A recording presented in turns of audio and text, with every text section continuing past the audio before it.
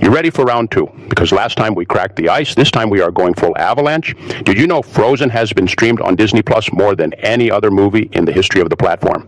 Yeah, let that sink in. More than every Marvel movie, more than every Star Wars, more than anything Pixar ever dropped. A story about two sisters and a snowman beat lightsabers and superheroes. If that does not tell you this movie hit a nerve in America and around the world, I do not know what will.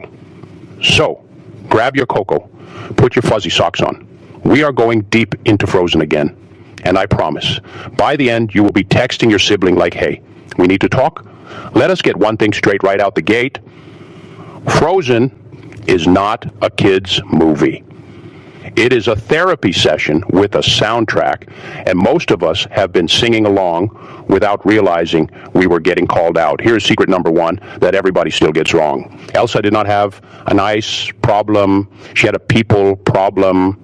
Think about it. The second she was born with powers, the whole system failed her. Her parents panicked. They did not get her a teacher. They did not get her a therapist. They got her gloves and a locked door. Imagine being a little kid in America who's really good at math or really good at art or really good at feeling everything too much. And instead of someone saying, let us figure this out together, the adults go, you are too much, so just hide it. That is Elsa. She is every gifted kid who got told to dim their light so the room stays comfortable. And then we wonder why she blows up a mountain. We do this in schools. We do this in families. We do this at work. We reward people for being fine. We punish them for being powerful. Elsa is not a queen. She's a case study. Secret number two. Anna is not naive. She is starved. Everyone loves to roast Anna for falling for Hans in one day. But, y'all, she grew up in a castle with zero human contact except paintings on a wall. She is not dumb. She is lonely. And lonely people make fast choices. That is real. In America, we joke about marrying the first person who texts back. That is Anna energy. She wanted a connection so bad she invented one. And the movie does not shame her for it. It just shows the cost. You cannot fast forward intimacy. You cannot microwave trust. Anna had to learn that the hard way. And honestly, same. How many of us have trauma bonded with a stranger at 2 a.m. because they seemed nice and listened for 5 minutes? Frozen saw us. Secret number three. Let It Go is the most misunderstood power ballad of our generation. We play it at pep rallies. We play it at karaoke. We play it when we quit our job. But listen to the lyrics without the confetti. She's not conquering anything. She is spiraling. Now she says, no right, no wrong, no rules for me. That is not freedom. That is a kid who has been told she is dangerous her whole life, finally snapping and going, fine, maybe I am. It feels epic because the music is epic. But the moment is sad. Elsa is not on a mountaintop finding herself. She is on a mountaintop hiding from everyone she loves. That is not self-love. That is self-exile. And America eats that up because we love a solo grind story. We love, I did it all by myself. Frozen is like, yeah, and how did that work out for you? You built an ice castle and you are still cold. Call your sister. Secret number four. The trolls are low-key the worst therapists ever. You know, they mean well, but they fumble the bag hard. They tell Elsa's dad fear will be your enemy. Cool, and then they give zero follow-up, no coping tools, no number to call, just a cryptic vibe, and poof, they are gone. Then years later, they tell Anna only an act of true love can thaw a frozen heart. Thanks. Super specific. That is like going to your school counselor and they hand you a fortune cookie and dip. The trolls represent every adult who gives kids half advice, mine, and expects them to figure out the rest. Elsa and Anna are out here trying to break a generational curse with a riddle and a song. If you ever felt like the grown-ups in your life gave you puzzles instead of help, you were not alone. The trolls did it first. Secret number five. Hans is not the twist. The twist is that we wanted him to be real. When he turns bad, people act shocked. But the movie told on us from the start. Anna says I am awkward and weird, and he goes, me too. Instant soulmates. No way. That is love bombing 101. He mirrors her. He agrees fast. He proposes faster. And we buy it because we are suckers for someone who seems to get us right away. Frozen is not just exposing Hans. It is exposing our desperation.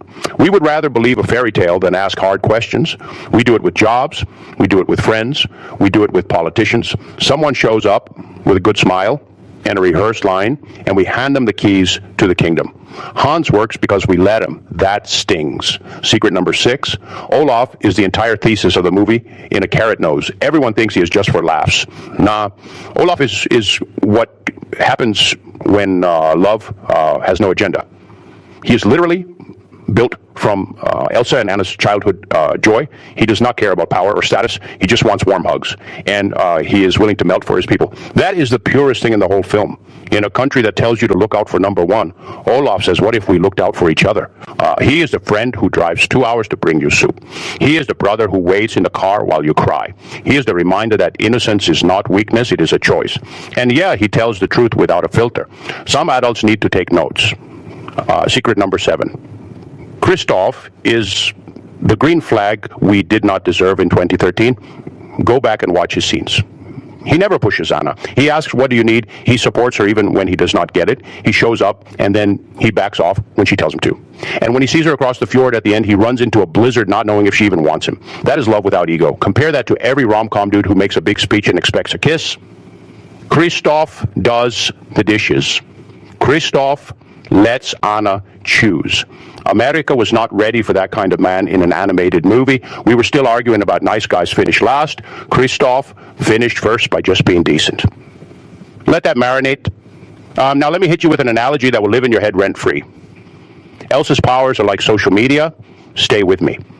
You get this massive platform at a young age. You do not know how it works. Your parents say, just do not post anything bad. The world says, do not mess up or we will cancel you. So you either overshare and cause a storm or you go private and isolate. There is no in between. Elsa chose private. She went off the grid and built her own page where she could be herself. But without community, the algorithm of her brain went wild. She started believing her own worst comments. That is what happens when we deal with big feelings alone. We spiral. Anna is a friend who DMs you like, hey, I see you going dark. Come outside. True love in 2026 is not a like. It is someone who pulls you out of your head and back into the world. Here is where it gets personal for me. I have an older brother, classic Elsa, straight A student, never cried, never messed up. Our dad was proud but strict. Any mistake was a lecture. So my brother got perfect at hiding. He went to college across the country, barely called, built his own ice palace of work and gym and silence. I was Anna. I blew up his phone. I sent memes. I showed up to his apartment uninvited with tacos. He was mad every time. Then one year he got really sick, like hospital sick. And I was the only one there, and he looked at me and said, I did not want you to see me like this, and I said, too bad, you do not get to freeze me out. You know, that was our frozen moment. No magic, just me holding his hand while he was scared. He's good now, and he calls first sometimes. That is why this movie wrecks me, because I lived the weird, awkward healing version of it. So what is the big takeaway that most hot take YouTubers miss? Frozen is not about finding yourself. It is about letting yourself be found. America loves a self-made story. We love the lone wolf, the one who pulls themselves up by their bootstraps. Elsa tries that. It does not work. She only gets better when she lets people in. Anna only becomes strong when she stops chasing a prince and starts chasing her sister. The movie says your power is not the point. Your people are the point. That is radical for a Disney film. And it is why it still prints money. Because deep down, we're tired of doing it alone. And let us be savage for a second. The real reason some adults hate Frozen is because it tells the truth about parenting. The king and queen loved Elsa. But love without tools is just fear in a crown. They meant well and still messed up their kid. That is uncomfortable. It is easier to blame Elsa for being dramatic than to admit we tell kids to hide big feelings every day. We say man up. We say calm down. We say do not cry here. Then we are shocked when they build walls. Frozen holds up a mirror and goes, this is on you too. And whew, the parents in the theater felt that. Also, the music is not just catchy, it is clinical. Do you want to build a snowman? Is grief in real time. You can chart it. Denial, bargaining, depression. Anna goes from, hey, come play, to okay, bye in 3 years. That is what it feels like to lose someone who is still in the house. For the first time in forever is mania. It is the rush of someone who has been deprived of connection finally getting a taste. She's not excited. She's dysregulated. And we bop to it because the tune is fun. The movie is sneaky like that. It gives you a banger and hides the pain in the bridge. One more thing before I let you go. The ending is not a happy ending. It is a start. Elsa does not magically control her powers forever.